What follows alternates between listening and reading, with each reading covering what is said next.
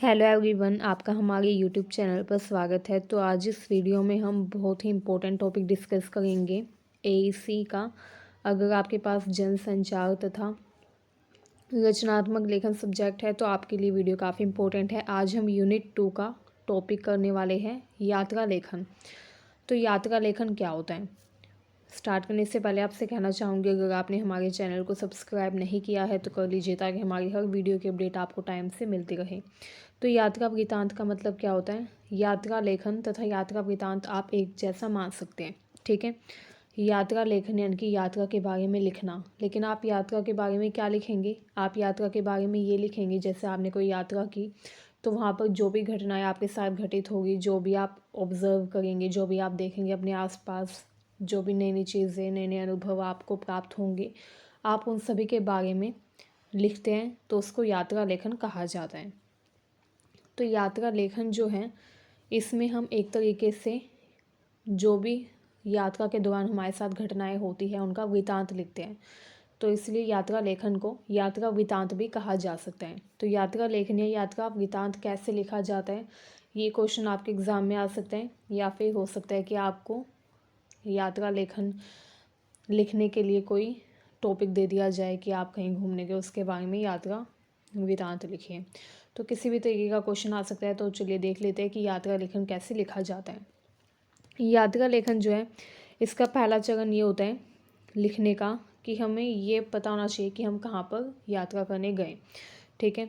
व्यक्ति कहाँ की यात्रा कर रहा है, किस भाव या किस उद्देश्य से वो यात्रा कर रहा है। यात्रा करने के अनेक उद्देश्य होते हैं। कुछ लोग यात्रा करते हैं किसी ज़रूरी काम की वजह से, जैसे कोई अर्जेंट काम हो तो दूसरे शहर में जाना पड़े। कुछ लोग घूमने फिरने के लिए, मनोरंजन के लिए यात्रा करते हैं। कुछ लोग तीर्थ स्थलों के दर्शन करने के लिए यात्रा करते हैं। तो यात्रा करने के अलग अलग उद्देश्य होते हैं। एंड जब आप यात्रा वृतांत लिखते हैं तो उसमें आपको बताना होता है कि आप कहाँ की यात्रा कर रहे हैं, आपका यात्रा करने का उद्देश्य क्या है, क्यों आप यात्रा करने गए हैं, ठीक है। तो ये सब कुछ यात्रा वृतांत यानी कि यात्रा लेखन में लिखा जाता है। इसके अलावा ये भी लिखा जाता है कि आपके उस समय भाव कैसे हैं। जैसे जब हम यात्रा के लिए जाते हैं तो हम काफ़ी ज़्यादा जिज्ञासु होते हैं कि वहाँ पर हमें क्या क्या देखने को मिलेगा, उत्सुक होते हैं, ठीक है। तो ये सब कुछ भी आपको अपने लेख में, अपने वृतांत में लिखना होता है ताकि जो पाठक है, जो पढ़ रहा है, उससे उसको वो पढ़ने में इंटरेस्ट आए, रुचि आए, ठीक है। उसके अलावा यात्रा वृतांत आपको ऐसा लिखना चाहिए कि जो पढ़ने वाला है वो काफ़ी रोचक तरीके से उसको पढ़े, उसको काफ़ी अच्छा लगे पढ़ने के बाद, ठीक है। यात्रा वृतांत ज्ञानवर्धक होने चाहिए, मतलब कि ऐसे यात्रा वृतांत आप लिखें जिससे पढ़ने वाले को कुछ ज्ञान मिले। मतलब कि ऐसा नहीं कि आप अपने यात्रा वृतांत में सारी फालतू की बातें लिखें, नहीं। आपको यात्रा वृतांत में ये भी लिखना होता है जिससे सामने वाले को, पढ़ने वाले को नॉलेज मिले।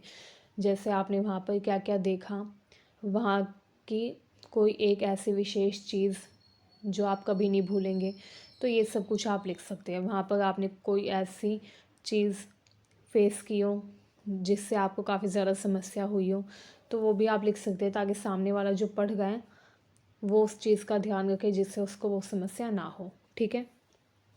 इसके अलावा यात्रा वृतांत लिखते समय या फिर लिखने से पहले आप जिस भी स्थान पर यात्रा करने जाते हैं तो ये ज़रूरी होता है कि आप पहले उस स्थान का अध्ययन करें, ठीक है, रिसर्च करें। जैसे अगर आप अपने माइंड में डिसीज़न ले कि आपको शिमला जाना है, तो आपको सबसे पहले ये देखना होता है कि शिमला जाने का सही टाइम क्या होगा। आपको वहाँ की रिसर्च करनी होगी कि वहाँ पर क्या क्या है घूमने के लिए, या आप जिस भी पर्पज़ से जा रहे हैं उसके लिए वो सही है या नहीं, ठीक है। तो ये सब कुछ आपको रिसर्च कहाँ से करनी होती है।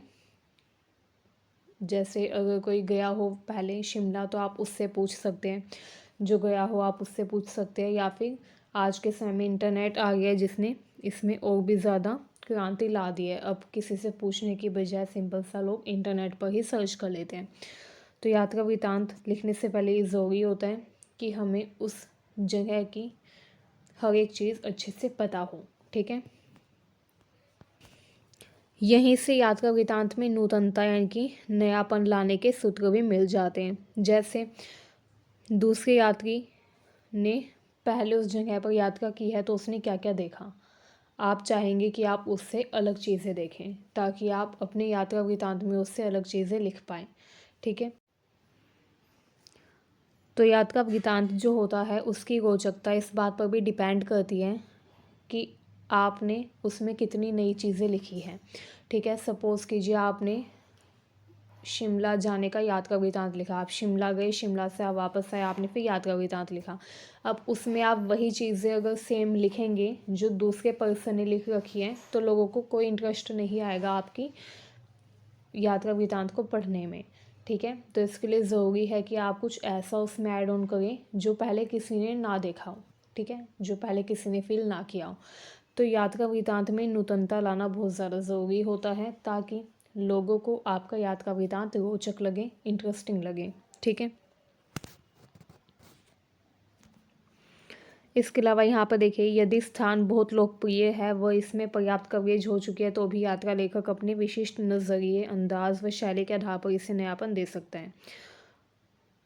सपोज़ कीजिए आप शिमला जाते हैं, शिमला में आप कोई ऐसी जगह जाते हैं जो काफ़ी ज़्यादा लोकप्रिय है, फेमस है, तो ऐसी जगह को भी आप काफ़ी इंटरेस्टिंग तरीके से डिस्क्राइब कर सकते हैं। ठीक है, ये ज़रूरी नहीं है कि आपको कोई ऐसी चीज़ लिखनी है जो किसी ने नहीं लिखी, आप अपने शब्दों के माध्यम से भी उसमें रोचकता दे सकते हैं। जैसे आप इतने क्रिएटिव तरीके से वहाँ के एनवायरनमेंट का, वहाँ के वातावरण का वर्णन करें कि जो पढ़ने वाला व्यक्ति है वो काफ़ी ज़्यादा उससे इम्प्रेस हो जाए। ठीक है, तो यात्रा वृतांत के लिए ज़रूरी होता है कि हम उसमें नयापन दें। अब ये ज़रूरी नहीं है कि हम उसमें कोई नई बात ही लिखें तभी उसमें नयापन आएगा, नहीं, हम अपने नज़रिए, अंदाज व शैली के आधार पर भी उसमें नयापन, नूतनता दे सकते हैं। ठीक है, इसके अलावा आप किसी भी स्थान के प्राकृतिक सौंदर्य, भौगोलिक विशेषता, ऐतिहासिक पौराणिक पृष्ठभूमि, वहाँ का रहन सहन, खान पान, लोक संस्कृति, विशिष्टता, ये सब बातें भी लिख सकते हैं। तो यात्रा लेखन में ये चीज़ें बहुत ही ज़्यादा इंपॉर्टेंट होती हैं। ठीक है, आपके एग्ज़ाम में आ सकते हैं इस तरीके का क्वेश्चन कि यात्रा वृतांत या यात्रा लेखन करने के नियम बताइए या फिर यात्रा लेखन किस प्रकार किया जाता है, तो उसमें आपको ये सब कुछ लिखना होगा तो आपके अच्छे मार्क्स आ जाएंगे। ठीक है, तो ये इम्पोर्टेंट चीज़ें हैं जो मैं अभी आपको बता रही हूँ कि यात्रा वृतांत में या यात्रा लेखन में क्या क्या लिखा जाता है। ठीक है, इसमें व्यक्ति के अपने मौलिक अनुभव को भी व्यक्ति जोड़कर लिखता है ताकि उसका जो यात्रा लेखन है उसमें और ज़्यादा रोचकता आए। ठीक है, इसके अलावा यहाँ पर देखिए, कोई भी स्थान या कोई भी रूट कितना भी सुंदर हो, आकर्षक हो या मनभावन हो, उसमें कुछ कमियां, राह की दुर्गमताएं यानी कि परेशानियां, समस्याएं होती है। ठीक है, तो ऐसी चीज़ों को भी आपको इंक्लूड करना चाहिए। जैसे अगर आप नैनीताल जाते हैं तो वहाँ पर बहुत बड़े बड़े पहाड़ हैं, तो वहाँ पर दृश्य चाहे कितना भी अच्छा हो, कितना भी सुहावना हो, कितना भी मनभावन हो, लेकिन कुछ ना कुछ कमी वहाँ पर, जैसे सड़कें जो हैं वो जोखिम भरी होती हैं, तो आप ये सब कुछ अपने यात्रा वृतांत में लिख सकते हैं। ठीक है, आप कहीं पर भी गए हैं तो वहाँ पर जो भी समस्या है, जैसे मैंने आपको पहले ही बताया था, जो भी आपने समस्या वहाँ पर झेली, जो भी आपने प्रॉब्लम वहाँ पर फेस की, आप वो भी उसमें इंक्लूड कर सकते हैं ताकि अगली बार जाने वाला जो व्यक्ति है जो आपके यात्रा लेखन को पढ़ रहा है, वो जब वहाँ पर जाने की सोचे तो वो उन चीज़ों के बारे में सावधान रहे। ठीक है, तो ये काफ़ी ज़्यादा ज़रूरी होता है कि आप अपने पाठकों को उन समस्याओं से अवगत करवाएं जो वहाँ पर वो देख सकते हैं।